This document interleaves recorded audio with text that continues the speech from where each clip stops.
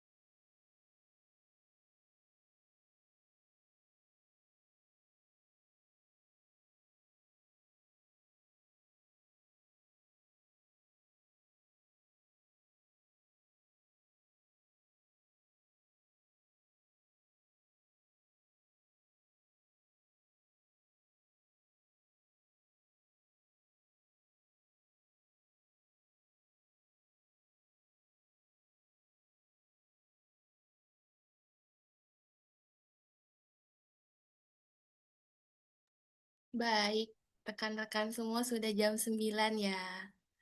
Oke, selamat pagi. Selamat datang di webinar Insight TCM. Sebelum kita mulai, mau tanya dulu nih, gimana kabarnya rekan-rekan semua Sabtu pagi ini? luar biasa. Wah, terima kasih. Alhamdulillah sehat sambil nerapi. Terima kasih ya, sudah luangkan waktu untuk hadir. Walaupun mungkin ada yang kerja, ada yang sebagai ibu rumah tangga, ada yang punya kegiatan lain, tapi sudah luangkan waktunya untuk bisa hadir di webinar Insight TCM. Perkenalkan dulu sebelumnya, saya Valeri yang bakal nemenin kalian semua selama 1 jam ke depan sebagai MC dan moderator untuk acara pagi ini. Nah, sebelum kita mulai, boleh dong kita ramein kolom chat. Rekan-rekan semua dari kota mana aja dan kenapa sih tertarik ikut webinar ini? Boleh ya diketik di kolom chat. Sambil kita nunggu teman-teman yang lain untuk bergabung.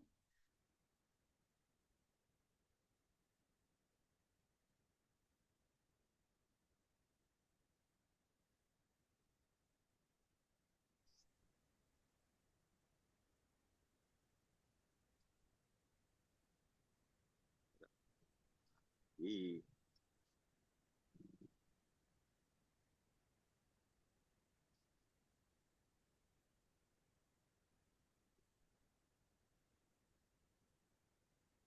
Bu Kartika dari mana Bu Kartika asalnya?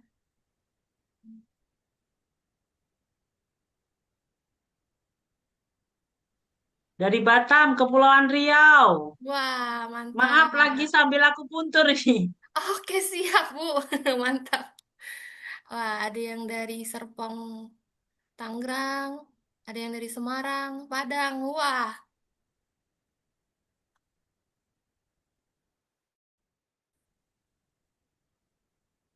beragam sekali ya peserta pagi ini ya. Oke, kalau gitu rekan-rekan sekalian, kita mulai aja ya. Pernah nggak sih rekan-rekan merasa kayak tubuh kita tuh gampang capek, tiba-tiba sering pusing atau ada keluhan kecil lainnya, tapi kita bingung sebenarnya apa sih penyebab utamanya? Nah, dalam TCM, Traditional Chinese Medicine, tubuh kita ini dilihat sebagai satu Ding. kesatuan yang seimbang. Lihat, Ding. Halo, Bang Haji. Oke. Nah, ketidakseimbangan kecil ternyata bisa jadi akar dari berbagai macam penyakit. Makanya di sharing session pagi kita ini mengusung tema rahasia keseimbangan tubuh, memahami penyebab penyakit ala TCM, yang akan kita bahas kupas tuntas untuk memahami akar masalah penyakit, mempelajari konsep keseimbangan tubuh, dan tips praktis menjaga kesehatan alami. Nah, tentunya pagi ini Valeri nggak akan cerita sendirian ya. Kita udah kedatangan pakar yang luar biasa banget di bidangnya. Nah, kita sapa dulu nih pembicara kita pagi ini, Ibu Anin Dini Winda Amalia. Halo Ibu Anin, Ya, selamat pagi Valeri. gimana kabarnya Bu? Alhamdulillah, luar biasa. Semangat ya Bu ya. Pasti udah Ya, gak sabar banget nih untuk sharing sama kita. Sebelum kita mulai Bu, izinkan Valeri membacakan CV dari Ibu Anin. Ibu Anin Dini Winda Amalia, SRKes Eskep NSMSI, merupakan dosen pengobatan tradisional Tiongkok di Institut Ilmu Kesehatan Bhaktiviata. Beliau sedang menempuh pendidikan S3 TCM di Jiangxi, China. Dan beliau merupakan tenaga interkontinental ya Bu ya. ya, Nakesmap interkontinental. Next, berikut adalah CV dari Ibu Anin. Nah, untuk publikasinya sudah banyak sekali, beliau luar biasa. Yang terakhir adalah tentang hipertensi. Oke, teman-teman, karena terlalu banyak yang pengalaman beliau, nanti teman-teman bisa baca sendiri di sini ada banyak sekali publikasi dan mungkin kalau mau baca publikasinya bisa langsung tanya kepada Bu Anin di mana bisa baca publikasi tersebut. Ya, tanpa berlama-lama lagi Bu, kita udah nggak sabar dengar sharing session hari ini. Waktu dan tempat, Valeri persilakan kepada Bu Anin. ya, baik. Terima kasih Valeri untuk perkenalannya ya. Oke, kalau saya lihat yang ngisi Google Form kemarin ya, yang daftar kayaknya kebanyakan sih 40% mahasiswa ya. Tapi saya nggak tahu ini mahasiswa dari D4PTT atau yang lain ya. Sisanya ada yang dari tenaga kesehatan, ada yang praktisi kesehatan tradisional dan juga umum ya. Ya, di sini saya bermaksud untuk sharing ya terkait ilmu TCM ini dapat menjaga kesehatan gitu. Oke, sebentar saya siapkan PPT-nya dulu.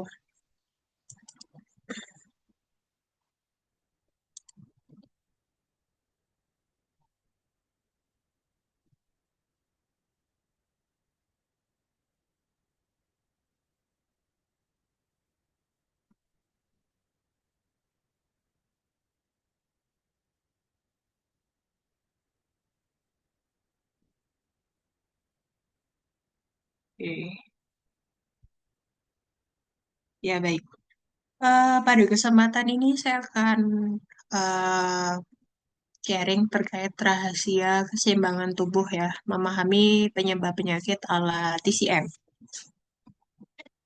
Eh, ada pertanyaan mengapa tubuh kita itu bisa out of tune ya. Ini maksudnya out of tune itu ya kita ibaratkan tidak seimbang ya. Ya yang berarti bisa aja dalam keadaan sehat atau sakit gitu. Kalau waktu sehat ya berarti tidak terjadi penyakit kan. Nah, untuk itu kita harus mempelajari tentang konsep sehat sakit ya. Menurut TCM itu apa gitu. Sebenarnya kalau materi ini sudah banyak kita pelajari, apalagi yang mahasiswa saya ya, yang sudah belajar pengobatan tradisional mungkin sudah dipelajari di mata kuliah teori dasar. Tapi mungkin hari ini kita coba refresh lagi ilmunya supaya kita bisa mengaplikasikan dalam kehidupan sehari-hari dan juga untuk eh, kita edukasikan ya ke pasien kita gitu supaya penyembuhannya nanti lebih baik.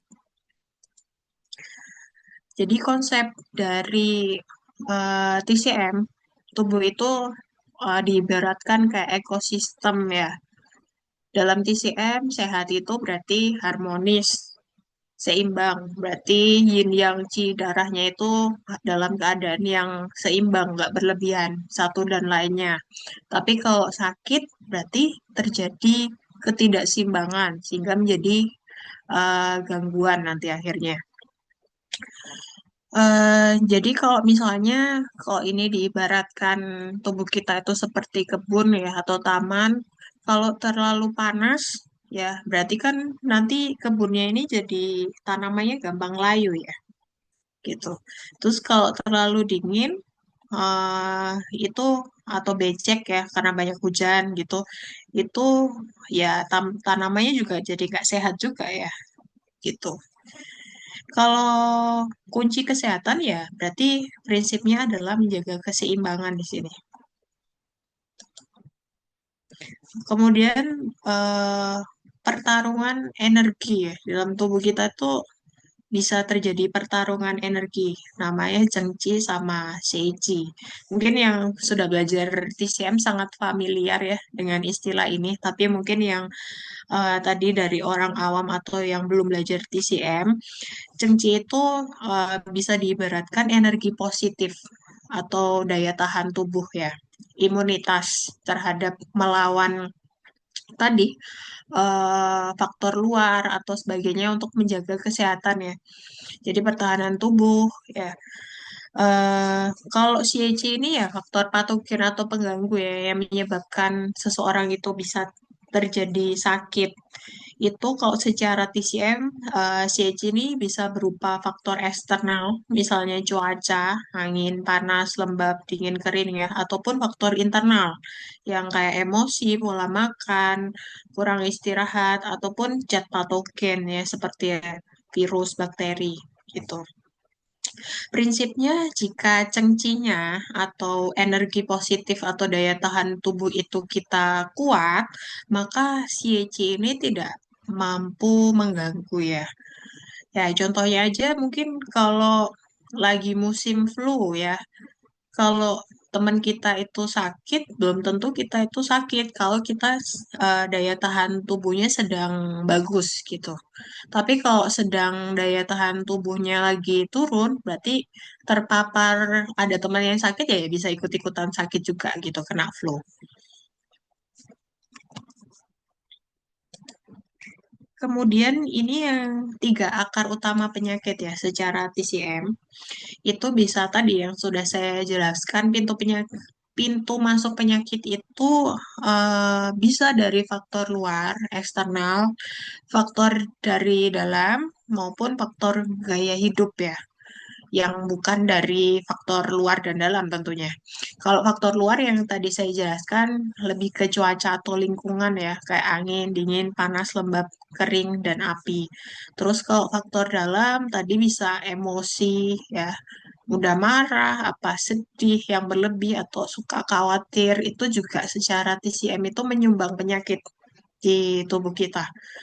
Ataupun yang faktor gaya hidup ya, seperti pola makan yang nggak seimbang, tidur tidak teratur, terus aktivitas yang berlebih, kurang gerak, terus kebiasaan buruk itu juga menyumbang sakit dalam tubuh kita. Jadi dalam TCM itu konsepnya kesehatan itu sama dengan keseimbangan.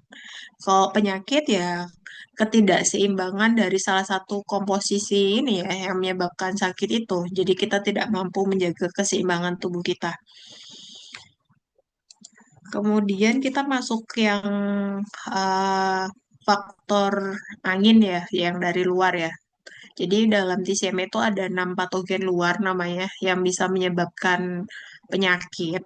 Mungkin saya nggak terlalu detail ya bahasnya ini karena ini sangat teoritis banget. Saya pengennya hari ini kita lebih yang aplikatif dan dapat kita rasakan ya manfaatnya tentunya. Eh, ada yang masih di waiting room, toh yang adminnya bisa ini ya, bantu approve ya.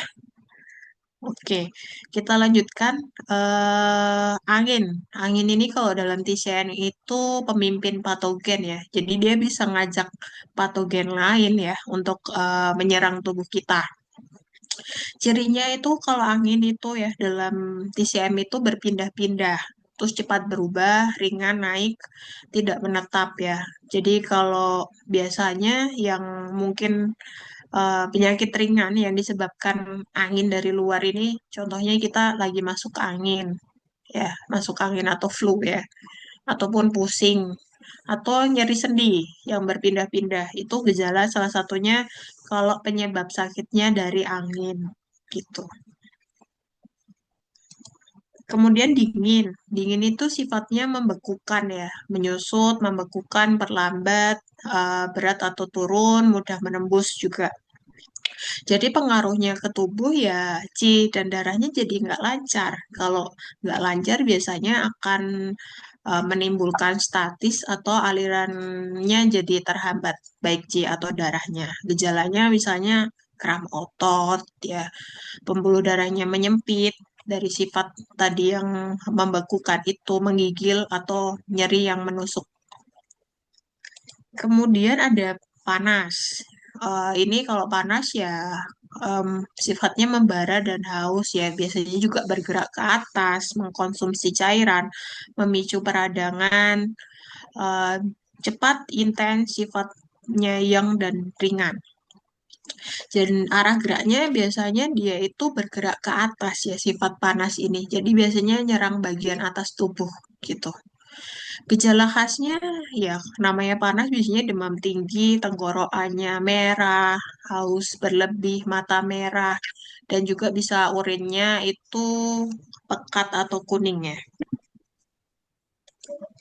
Kemudian ada kering.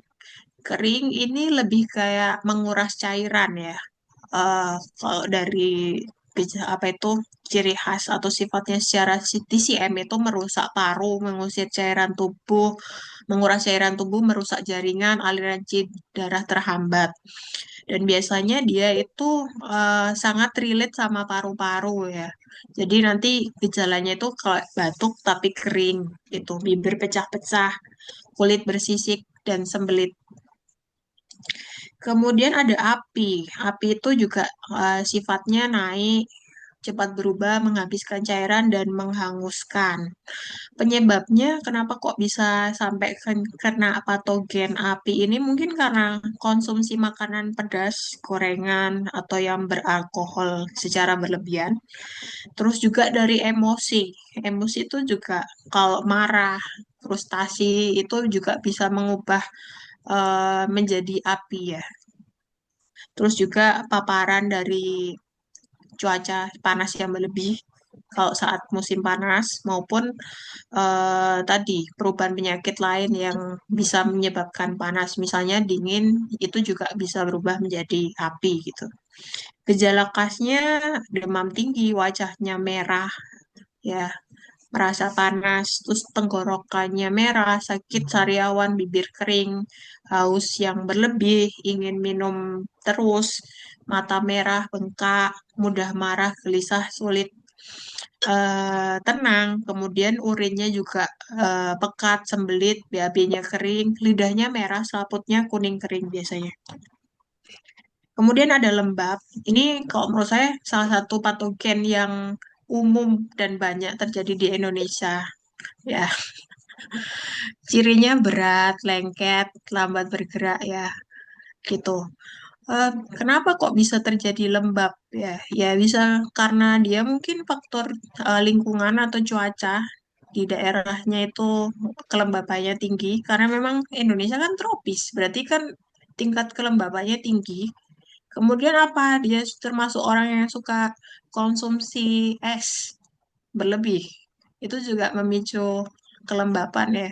Atau makan yang berminyak berlebih kayak ini, yang digambar suka pesen GoFood hamburger apa KFC ya.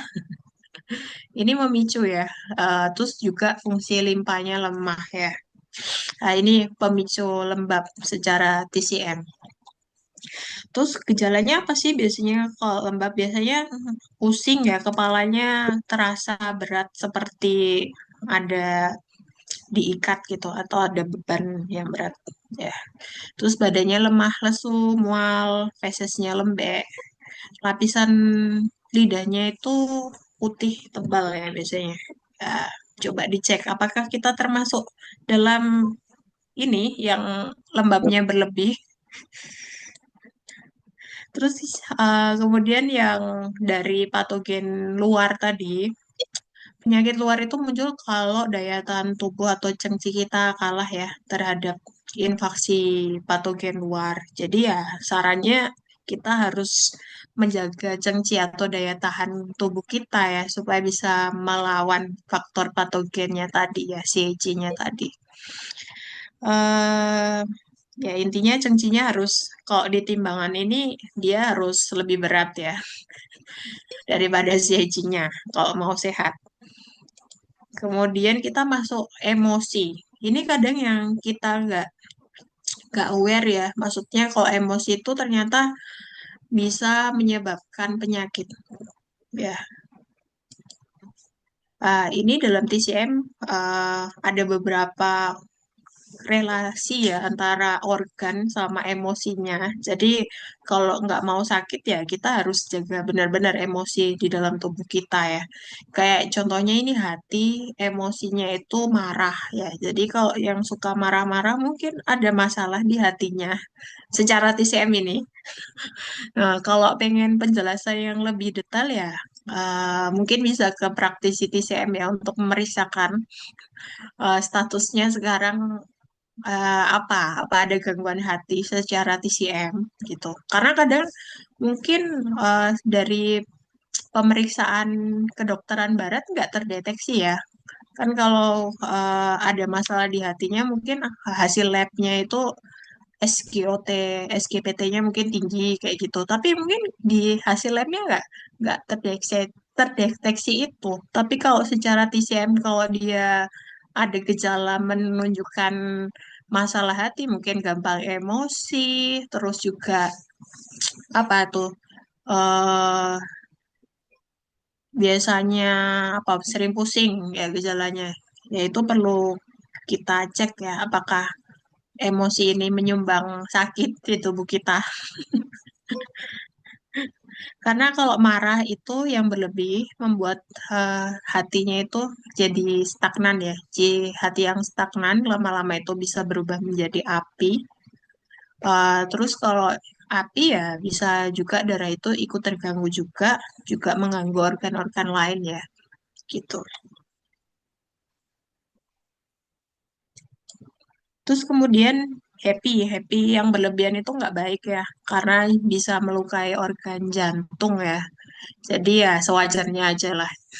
Jantung itu kita tahu dia penguasa dari semua organ secara TCM, tempat bersemayamnya sen atau terkait kejiwaan.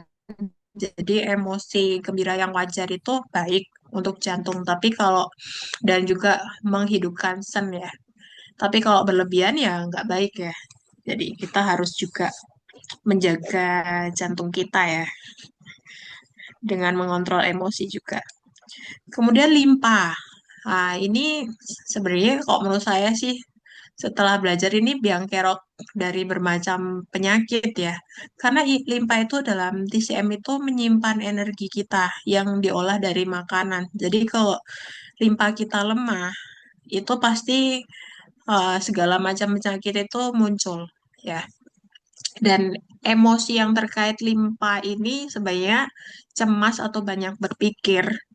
Apakah di sini sedang banyak pikiran sehingga mengganggu organ limpanya? Mungkin yang lagi skripsi ya, mahasiswa tingkat akhir ini biasanya ada gangguan di limpanya ya. Jadi mulailah bisa mengontrol organ limpa ini ya. Jangan dengan emosi yang kita tidak bisa kontrol ini malah merusak organ kita sendiri gitu. Mungkin kalau yang masih muda nggak kerasa ya. Tapi kalau lama-lama kalau usianya lebih tua itu nanti kayak efeknya mungkin gampang capek, ya, ngantukan, ya, atau masalah pencernaan yang lain biasanya gitu. Oke, lanjut. Kemudian paru-paru ini emosinya sedih ya. Jadi kalau sedih yang berlebihan itu ngefek ke paru secara TCM ya, gitu. Jadi dia biasanya nanti gejalanya batuk atau dadanya sesak, nafasnya pendek, dan paru-paru itu kalau secara TCM itu relate dengan kulit. Jadi mungkin karena sedih mungkin kulitnya jadi kering ya kalau dia mengenai organ paru-paru gitu. Oke, lanjut. Ginjal. Ginjal ini emosinya takut ya. Mungkin aplikasi yang sederhana itu kalau lagi mau ujian atau yang mau sidang lah. Itu kadang ya pasti ada ketakutan itu cenderung suka buang air kecil ya. Bolak-balik dia ke kamar mandi ya. Yaitu salah satu eh, apa itu aplikasi kalau ternyata itu emosi takut itu bisa membuat eh, relate ke organ ginjal gitu. Ya, oke. Kemudian, lah sebenarnya dampak emosi kalau dikaitkan sama kesehatan sekarang itu apa ya? Sebenarnya kok dari temuan sih kebanyakan stagnasi hati sih yang berkorelasi dengan sakit ya. Awalnya sih hati, tapi nanti dampaknya penyakitnya banyak ya gitu. Karena memang TCM ini ilmu yang sudah ribuan tahun ya. Tapi kalau menurut saya masih relate dengan kehidupan sekarang. Jadi masih layak untuk dipelajari dan kita ambil ilmunya gitu. Jadi keseimbangan emosi itu juga kunci harmonisasi tubuh dan pikiran kita ya. Jadi nggak hanya kalau sehat tadi menjaga faktor patogen luar atau cengcinya tadi yang kuat, tapi juga kita harus bisa ngontrol emosinya. Jadi kalau dari TCM ini 80% penyakit itu awalnya dari stagnasi hati ya. Itu biasanya nanti bisa menyebabkan stagnasi hati ini mungkin kalau yang awam eh, bisa dibilang stres kronis ya, yang mungkin kurang yang belum belajar TCM tidak mengenal istilah stagnasi hati ini. Jadi emosi dan kesehatan itu saling berhubungan erat. Dalam TCM emosi itu yang tidak tersalurkan dengan baik itu dapat menghambat aliran qi. Padahal hati itu suka kebebasan secara TCM nggak suka ditekan. Jadi kalau dia ada stres ya menyebabkan qi-nya itu jadi macet atau terhambat atau stuck gitu. Dan tentunya kalau macet kelamaan itu bisa menimbulkan panas ya dan merusak organ pencernaan juga kalau dia menyerang ke limpa lambung. Jadi emosi tidak tersalurkan itu ya macam-macam ya tadi. Bisa stres, marah, cemas, sedih gitu. Itu semuanya bisa menyumbang stagnasi hati. Kalau aliran terhambat juga akan munculkan panas, terus gangguan pencernaan mungkin dari awalnya stagnasi hati, terus juga akan mengganggu kualitas hidup tentunya. Oke, ini kita masuk gaya hidup dan kebiasaan sehari-hari ya. Ini kayaknya yang lebih harus kita kendalikan selain emosi. Karena kadang kita nggak sadar ya. Contohnya pola makan. Pola makan ini ternyata secara TCM itu dapat mempengaruhi keseimbangan qi ya atau limpa atau pencernaan. Karena saya bilang tadi eh, kalau apa itu limpa itu tadi biang kerok dari berbagai penyakit ya. Karena dia itu limpa kan secara TCM menyimpan energi dari makanan yang kita makan. Jadi kalau kita makanannya nggak sehat, nggak yang baik, pasti energi yang disimpan pasti yang bukan yang bagus kan, gitu. Contohnya kalau kita suka makanan dingin atau mentah ya, suka nggak di sini minum es atau salad buah yang mentah yang banyak. Saya nggak bukan melarang, tapi kita harus bisa mengontrol diri kita sebenarnya. Bukan melarang ya, tapi kita harus aware gitu. Kalau kita suka konsumsi es, minum dingin, atau suka makan salad yang berlebihan itu ternyata bisa memadamkan api limpa pencernaan. Padahal pencernaan kita itu butuh apinya itu untuk mengolah makanannya ya. Terus sifat dingin itu akan menghambat ya, limpahnya jadi lemah, jadi nanti akan terjadi namanya gangguan transportasi dan transformasi energinya gitu. Mengapa tidak baik dingin itu? Karena dingin dan mentah itu sulit dicerna dan mudah menimbulkan kelembapan. Tadi juga salah satu biang kerok penyakit ya, lembab. Terus kemudian dampaknya apa? Ya biasanya pembentukan dahak dan lembab ya secara TCM. Terus juga perutnya kembung, gampang kembung, fesesnya lembek, mudah lelah. Jadi tipsnya kurangi makanan dingin mentah, pilih makanan hangat, mudah dicerna dan yang bisa menguatkan pencernaan tentunya. Terus kemudian ini kayak lawannya ya, satunya suka yang dingin-dingin, satunya yang pedas, gorengan ya. Tapi kebanyakan ke kombinasi keduanya sih. Makanya sindromnya adalah lembah panas nanti. Karena dia suka makan gorengan, tapi juga suka makan es ya, minum es. Jadi kalau pedas dan gorengan itu makanan terlalu gurih berminyak pedas itu memicu lembah panas tubuh kita ya. Nah, padahal ini yang enak-enak ya. Mengapa tidak baik? Pedas berminyak itu menimbulkan panas yang berlebih di tubuh. Kalau panas bertemu lembab, maka nanti akan terjadi lembab panas dan merusak api limpa tentunya.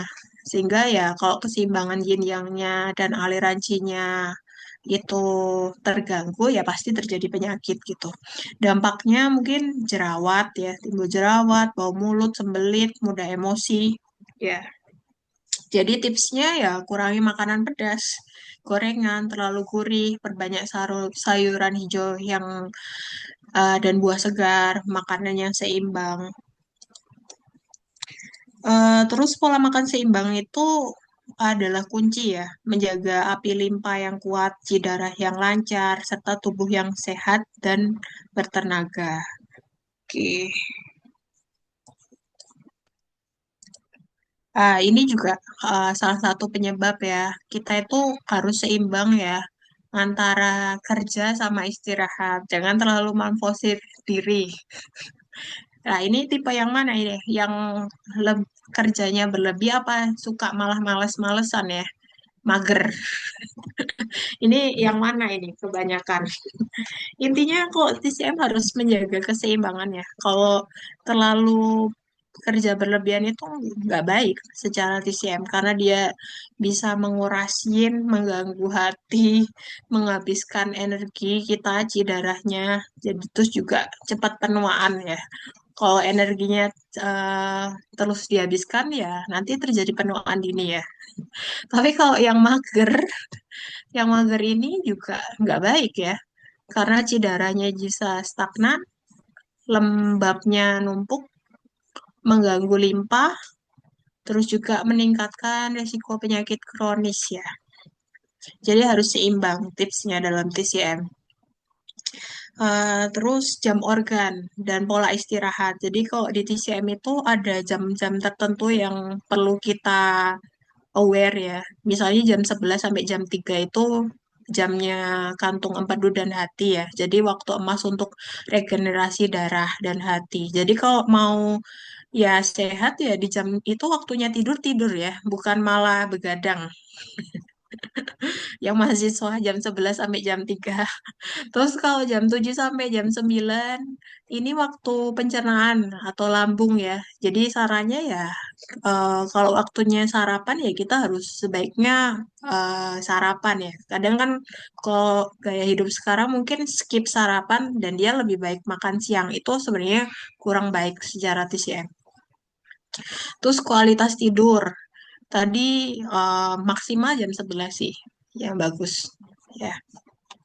Karena tidur yang berkualitas itu sebelum jam 11 malam itu sebenarnya cara terbaik untuk menutrisi yin tubuh kita tanpa obat.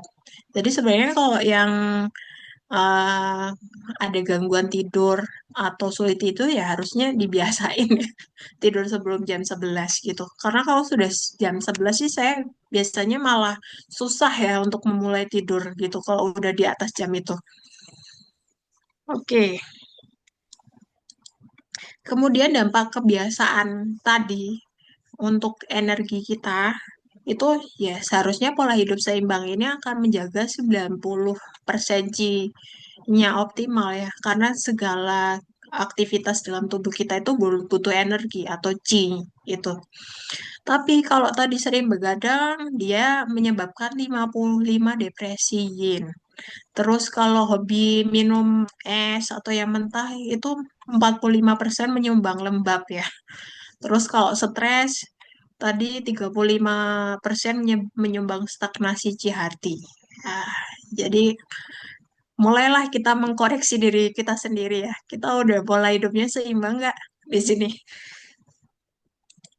Kemudian kalau itu dibiarkan itu terjadi apa ya? Mungkin saya, karena waktunya nggak banyak ya ini hari ini sampai jam 10 ya. Mungkin saya nggak terlalu jelaskan lebih detail. Nanti mungkin kita lebih banyak sesi tanya jawab lah.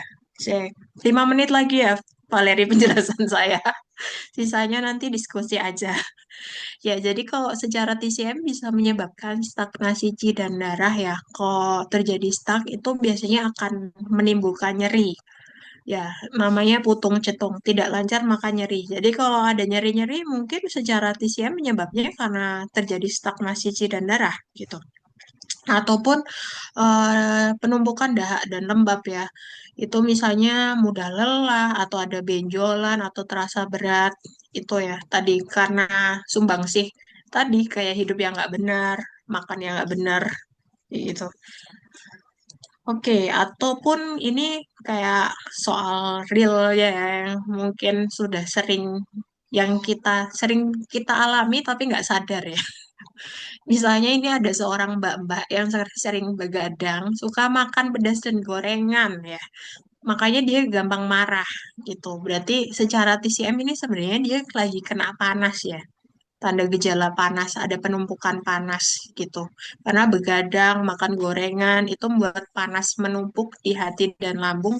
Makanya dia jadinya emosi marahnya semakin gampang marah ya, emosi. Ya, ini patogen panas. Tanda gejala lain mungkin tadi sariawan, jerawat, sakit kepala, sembelit. Ya, itu semua ciri-ciri ada panas. Prinsip TCM-nya kalau lagi panas ya kita perlu dinginkan ya, gitu. Kedua ini kebalikannya ya. Ini masnya ini suka di ruangan AC, suka minum es, mager, sering kembung, lemas. Berarti dia itu bisa kena dingin atau lembab ya. Jadi kebiasaan hidup yang nggak seimbang itu akan mengganggu fungsi limpa dan pencernaan gitu. Nah, tentunya tanda gejalanya tadi bisa perut kembung, terus juga lemah, lesu, mengantuk ya. Oke, yang bisa saya ini tekankan kenali sinyal tubuhmu ya. Tubuh itu sebenarnya selalu memberitahu ya kalau sedang nggak benar gitu. Jadi mungkin bisa cek lidahnya apakah selaputnya putih, tebal, berarti mungkin indikasi ada dingin atau lembab di situ. Terus apakah dia sering haus atau bibir pecah-pecah, itu tanda panas ya. Terus atau sering bahunya itu tegang atau stres, terus tensinya tinggi. Mungkin itu stagnasi hati. Tapi ini kayak saya bilangnya sinyal ya. Kalau mungkin yang belum ahli TCM atau bukan praktis TCM atau orang awam atau yang belum belajar TCM, kalau memastikan sindrom atau dia diagnosanya apa perlu ke praktisi yang lebih ahli tentunya ya untuk mendeteksi. Saya nggak bisa bilang kalau selalu yang lidahnya putih itu kena dingin lembab aja nggak bisa. Karena kalau di TCM sendiri pun pemeriksaannya itu harus kayak holistik, lengkap, dan juga perlu didiagnosa dengan detail ya. Tidak bisa dengan kayak sepatah-patah aja tanda gejalanya untuk mendiagnosa. Terus kemudian ya ini tadi ya sinyal tubuh ya yang udah saya jelasin di slide sebelumnya itu sebenarnya banyak ya tanda gejalanya kita untuk mendeteksi diri kita itu sedang sehat atau enggak gitu. Terus kemudian ada kecenderungan kita itu memiliki kondisi tubuh tertentu. Nah, apakah kita tipe yang dingin? Berarti kalau dingin itu takut dingin ya, gampang takut dingin. Padahal ya dalam kondisi sehat, tapi kadang itu kita punya istilahnya konstitusi tubuh tertentu ya, yang merujuk gitu. Misalnya gampang dingin, tangan kaki dingin, suka minum hangat atau wajahnya pucat. Berarti kita kondisi tubuhnya termasuk di tipe itu. Terus ada juga panas. Panas berarti suka mudah gerah, gampang sariawan, minum dingin atau wajah kemerahan. Ya, kita harus kenali tubuh kita itu yang mana konstitusi tubuhnya. Itu atau lembab ya. Badan terasa berat, biasanya mudah ngantuk, terus ada masalah di pencernaan atau lidahnya tebal. Kemudian, intinya kalau mau sehat secara TCM itu menjaga harmoni tubuh setiap hari ya, supaya keseimbangan yin yang ci darah itu, tubuh pikiran itu bisa ya terjadi gitu. Ya caranya gimana? Ya makanannya harus dijaga gitu. Terus tidurnya harus dijaga ya sebelum jam 11 tadi udah tidur. Terus emosinya juga perlu dijaga, nggak suka emosian. Terus juga gerakan ya, olahraga. Jadi perlu juga eh harmonis setiap hari, kesehatan jangka panjang itu bisa terpenuhi ya, gitu. Terus juga pesan mencegah lebih baik daripada mengobati. Nggak pengen kan sakit, terus berlama-lama di rumah sakit. Jadi TCM itu sebenarnya mengajarkan menyembuhkan, bukan hanya menyembuhkan penyakit ya, tapi tentang bagaimana kita hidup selaras dengan alam dan diri kita tadi, dengan tips yang sudah saya jelaskan sebelumnya. Ya, oke. Oke, mungkin itu yang bisa saya sampaikan. Semoga bermanfaat. Mungkin ada yang mau didiskusikan di sini. Saya kembalikan ke MC atau moderator untuk eh ini ya. Oke, silahkan Pak Leri. Baik, terima kasih Ibu Anin. Luar biasa sekali pemaparannya. Ini benar-benar menarik ya Bu ya, dan ngebuka mata kita banget tentang gimana pentingnya jaga keseimbangan tubuh. Karena apa yang dibahas tadi relate dengan kehidupan kita sehari-hari. Nah, setelah ini sesi yang paling ditunggu-tunggu yaitu sesi tanya jawab dan diskusi. Buat rekan-rekan yang mau nanya atau mau cerita pengalamannya tentang keluhan yang dialami atau pengalaman tentang apa yang sudah dipaparkan, boleh langsung ketik di chat ya. Atau kalau mau gunakan fitur raise hand supaya kita Ya, bisa pilih mana yang mau didiskusikan. Karena waktunya kurang lebih 15 menit ya Bu Anin ya. ya, ya, ya. Mungkin Oke. coba yang kalau mau langsung bisa ada yang mau tanya langsung. Nanti baru kita lihat yang di kolom chat ya. Oke, boleh. Baik yang mau bertanya atau cerita pengalamannya boleh langsung gunakan fitur raise hand ya.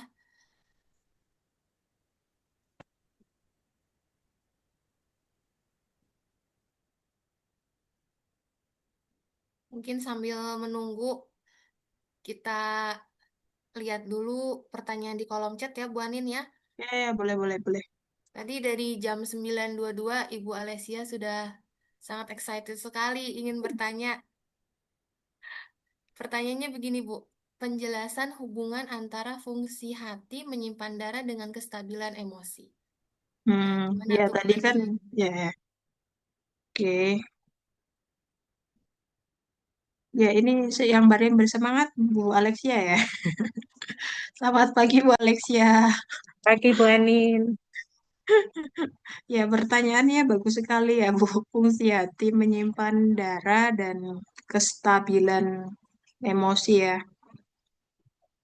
Memang dalam CCM itu hati itu emang fungsinya menyimpan darah ya. Apakah benar itu Bu? Kan Ibu juga sudah belajar TCM kan? teori Iya, dasar. Bu. Jadi kalau hati itu tidak bisa apa itu menjaga penyimpanan darahnya ya, berarti kok biasanya darah hati nggak cukup ya, istilah sindromnya ya, darah hati nggak cukup berarti eh, kurang ya. Misalnya gara-gara darah hati nggak cukup itu bisa karena misalnya dia stres, kurang tidur, ya itu sebenarnya berkorelasi dengan emosinya. Makanya kenapa yang kalau darah hatinya nggak cukup, itu emosinya juga menjadi tidak stabil, Bu. Mudah marah aplikasinya gitu. Apakah bisa terjawab, Bu? Siap, Bu. Jadi kalau dia kurang itu juga emosinya menjadi nggak stabil gitu ya intinya Ya, ya, Bu ya. Oke, tapi kalau oke. berlebih juga nggak boleh loh, Bu. Nggak boleh. Karena Iya, iya. stagnasi hati itu juga menyumbang emosi juga Hmm, gitu. iya, iya. Jadi kalau secara TCM, ya tadi kan memang hati emosinya relate dengan marah kan. Hmm, Jadi untuk mengetahui pasti sindromnya apa ya kita perlu diagnosa secara menyeluruh ya, Bu. Maksudnya supaya tahu dia itu tipe yang defisien apa yang ekses berlebih gitu. Karena nanti penampakannya kan sama, suka iya, iya. marah-marah. Nah, ini suka marah-marahnya karena dia defisien apa karena berlebih yang Hmm. stagnasi hati itu. Ah, tentunya kan harus ada pemeriksaan lebih lanjut supaya eh, pengobatan secara TCM-nya nggak salah gitu. Iya, iya. Makasih, Bu Anin. Iya, ya sama-sama. Baik, terima kasih Bu. Jadi intinya harus seimbang ya Bu ya. Supaya emosinya stabil, harus seimbang, tidak boleh berlebih atau kekurangan Ya, hatinya ya. Baik, kita ke pertanyaan selanjutnya Bu. Ini dari Bang Aji. Katanya tadi di pengantar awal fisik kita nggak ngerasain sakit, nggak ngerasain apa-apa. Tapi kok ternyata setelah diukur atau dicek ternyata sakit. Nah, apa hubungannya TCM melihat keadaan seperti ini Bu? ini kayaknya fenomena yang misalnya dia nggak ngerasa apa-apa tapi tensinya tinggi ya. Mungkin dia nggak ngerasa pusing, nggak merasa itu, tapi tensinya mungkin 150 atau berapa. Itu sebenarnya karena ada kompensasi sih secara TCM ya, karena dia sudah terbiasa di kondisi itu. Tapi kalau lama-lama dibiarkan pasti akan berbahaya ya. Jadinya penyakitnya yang muncul langsung berat kalau kita nggak aware gitu. Gitu. Kurang lebih seperti itu Pak Anji ya. Atau mungkin ada yang mau diklarifikasi lagi bisa tanya langsung. Betul, Bu. Itu sering kejadian di lapangan. Ya, ya, yang udah praktek pasti udah hafal ya. Pasiennya nggak ngerasa nggak ada masalah, tapi ternyata ini gulanya tinggi, tensinya tinggi gitu, kayak gitu. Dan nanti kalau dibiarin mungkin langsung ketemunya pas dia sakit berat ya, kayak tiba-tiba kena stroke, kayak gitu. Ya makanya lebih baik yang tadi mencegah ya, daripada yang ngobati yang udah sakit parah. Saya lebih seneng ngobati yang masih kayak ringan sih daripada berat.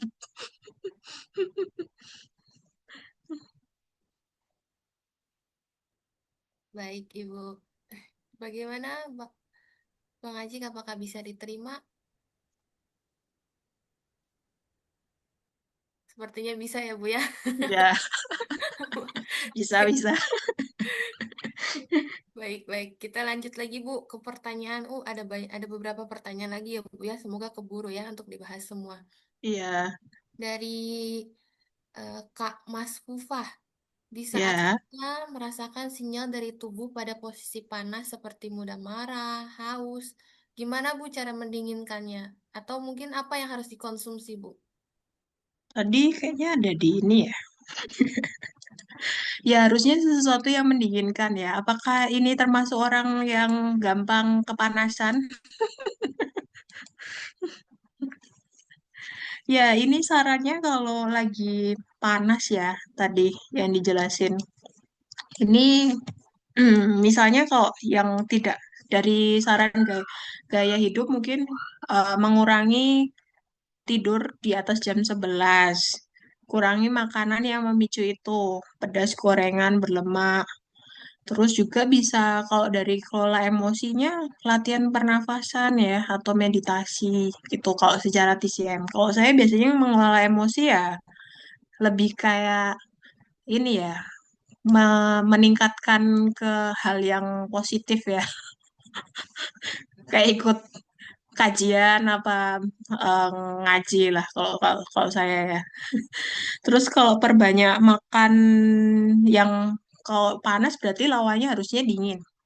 Jadi biasanya makan yang sejuk atau hidrasi dengan buah sayur atau air putih. Tapi kalau dengan perubahan gaya hidup itu tidak terselesaikan, saran saya ya harus ke praktisi ya untuk maksudnya di treatment yang lebih lanjut gitu.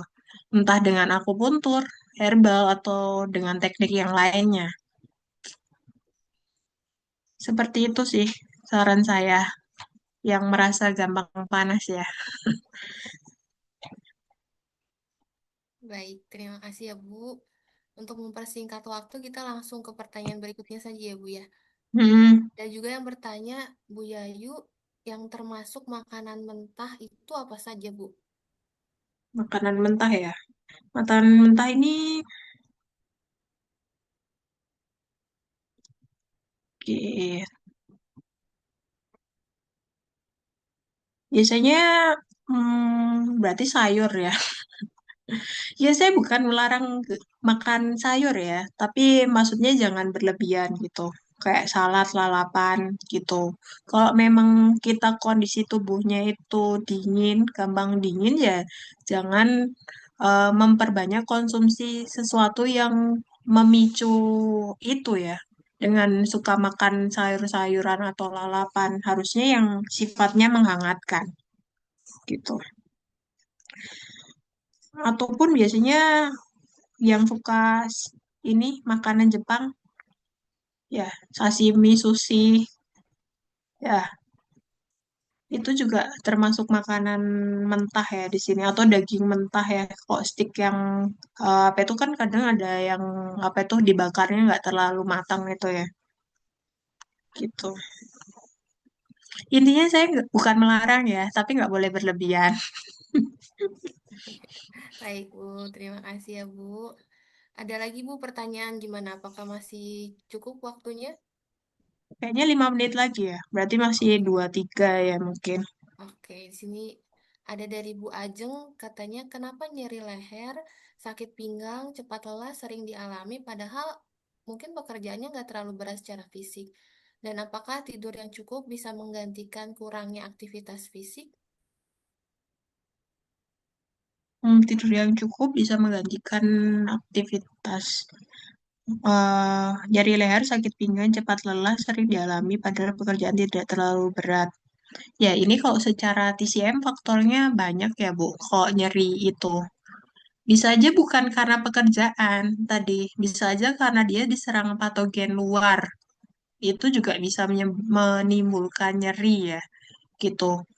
Misalnya kalau dia kebanyakan kena angin atau dingin di lingkungan yang ber-AC, itu juga salah satu yang bisa memicu nyeri leher loh.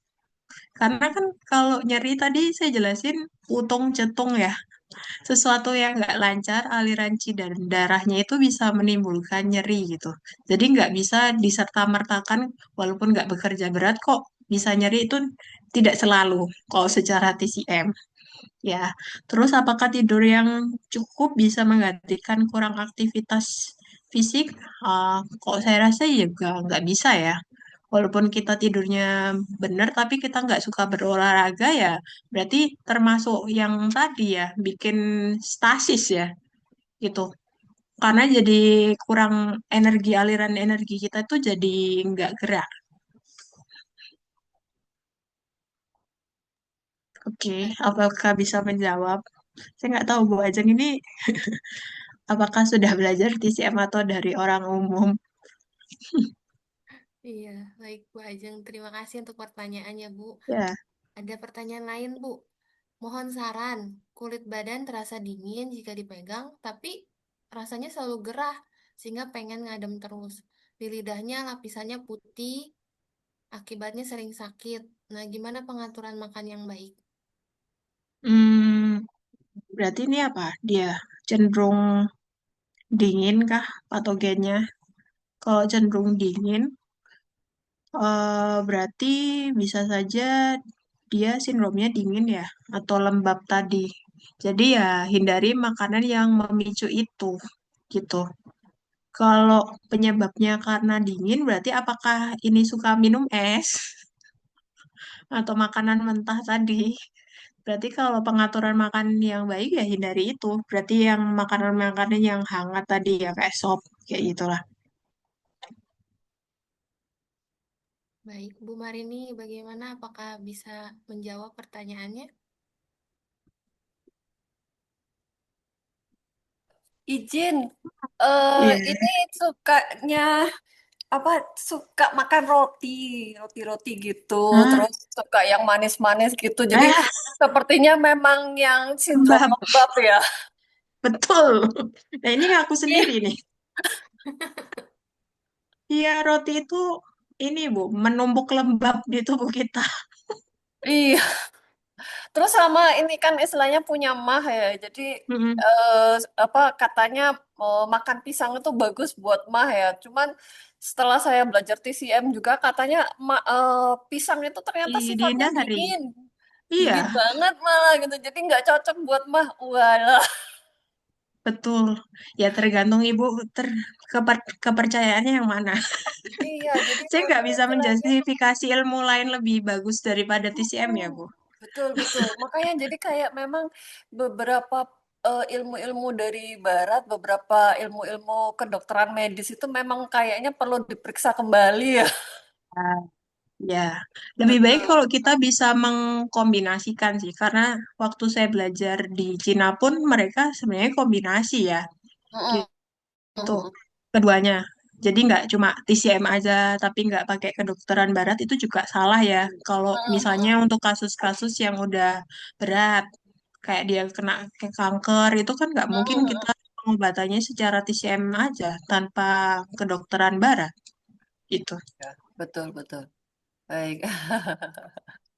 Ya, berarti mulai dikoreksi Bu makanannya.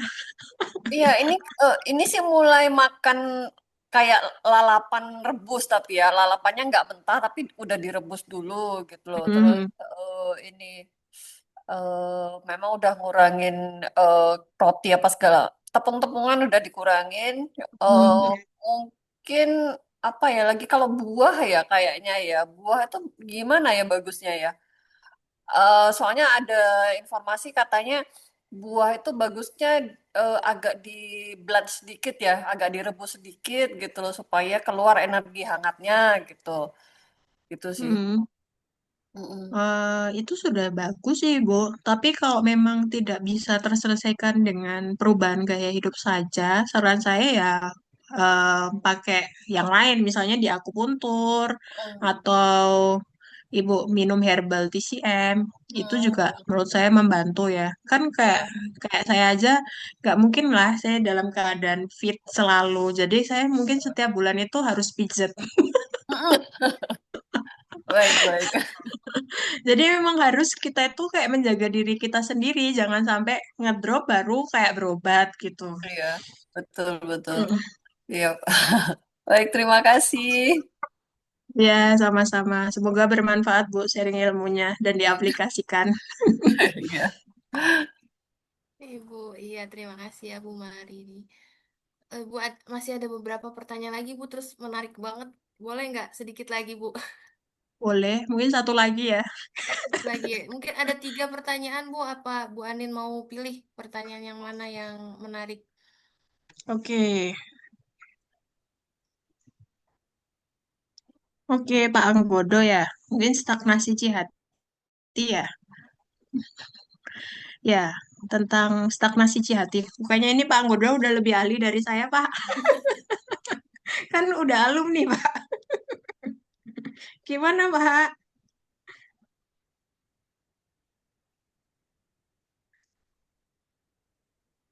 Ya tentunya kalau stagnasi hati harus kita diagnosa ya. Ini kan salah Ya Bu, satu selamat pagi istilah.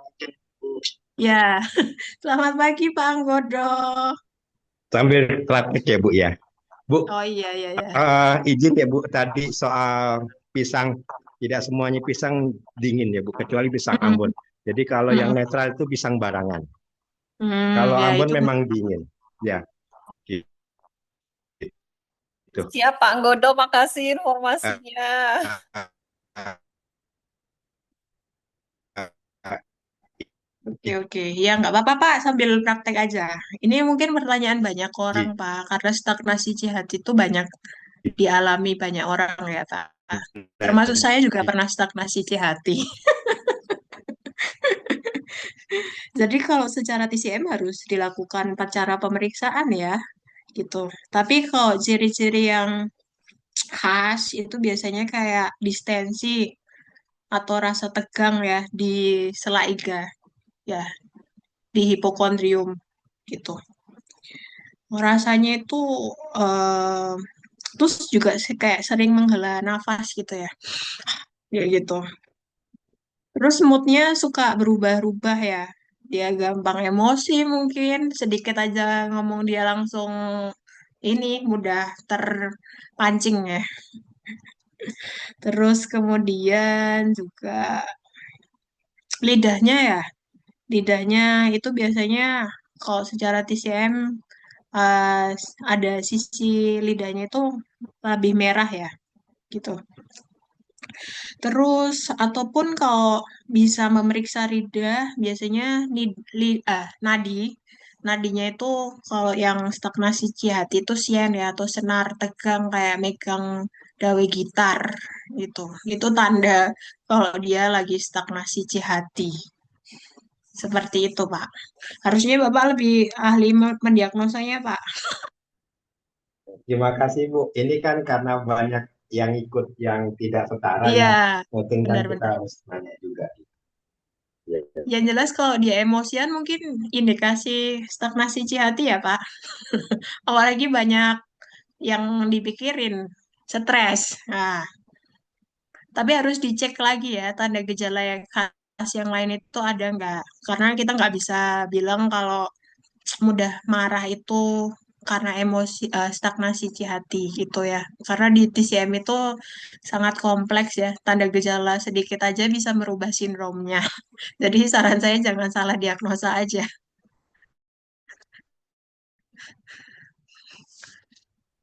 Oke. Oke, terima kasih Bu Anin.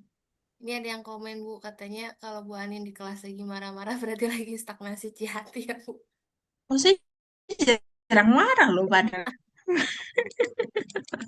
Tanya aja Valeri, bagaimana yang jadi mahasiswa bimbingan saya? Apakah saya pernah memarahi ini? Tidak pernah, malah saya yang marah-marah kayaknya. Oh, dia berarti yang stres ya. Kok saya sih jarang ini. Benar-benar. Baik, terima kasih banyak Ibu untuk sesi tanya jawab. Sayang sekali karena waktunya sudah habis. Jadi untuk sesi ini kita tutup. Mungkin nanti yang masih ingin bertanya bisa langsung chat aja kali ya Bu ya.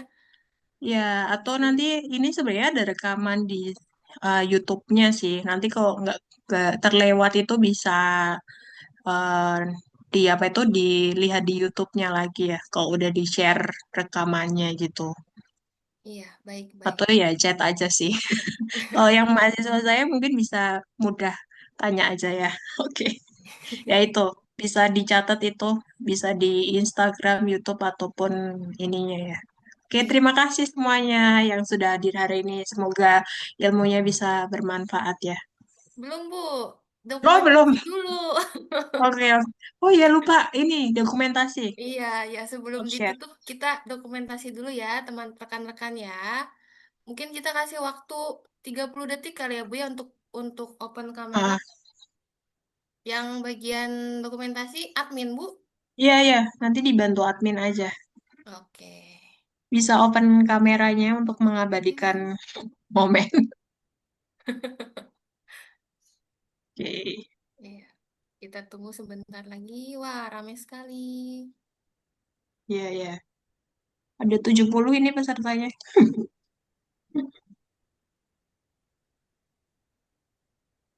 Cukup rame ya. Ya, slide 1 ya. Baik, baik. Kalau gitu mulai dari slide 1 ya, Bu ya. Ya, Ya, kita tahan senyumnya. 1, 2, 3.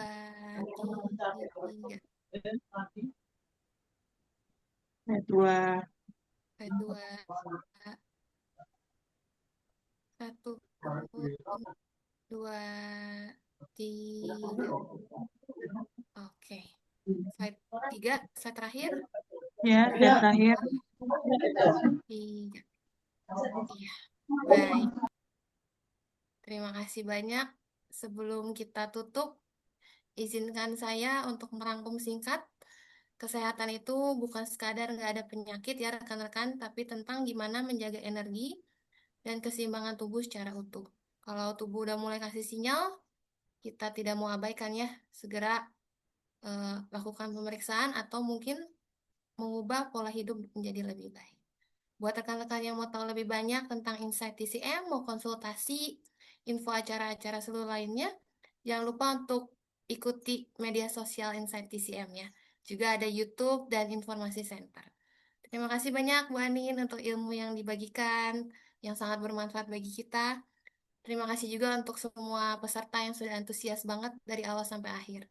Saya Valerie, izin pamit undur diri, tetap jaga kesehatan, jaga keseimbangan tubuh, dan sampai jumpa di webinar Insight TCM berikutnya.